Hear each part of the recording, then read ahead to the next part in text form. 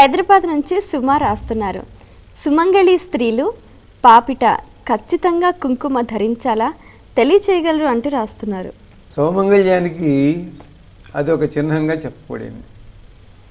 కాబట్టి నుదిట్లో పాపిట్లో కుంకుమ ధరించినటువంటి వారు వివాహిత స్త్రీలు అనేటువంటి ఒక సంకేతం. ఇక్కడ మనకు ఈ పాపిట్లో నుంచి అనేక రకాలుగా, అంటే వారు గర్భవతులుగా ఉన్నప్పుడు కానీ వివాహానికి ముందు ఈ పాపిట్లో నుంచి చేసేటువంటి క్రియలు కొన్ని ఉన్నాయి. అట్లా ఒక అడవి పంది ముళ్ళుతోటి వారి మధ్యలో నుంచి దాన్ని ఇట్లా కదిలించడం, స్పృశించడం ద్వారా దానిని సీమంతము అని అంటూ ఉంటారు మనకి.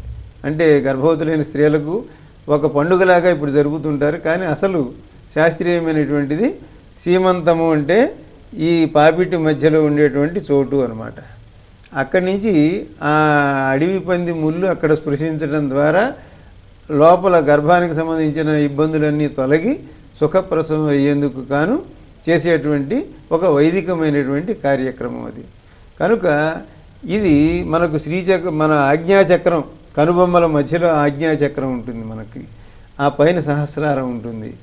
ఆ రెండింటికి ఆ ప్రాంతంలో ఈ కుంకుమ ఇది తగిలించడం ద్వారా వారికి సౌమంగళ్యం అనేది ఏర్పడుతుంది.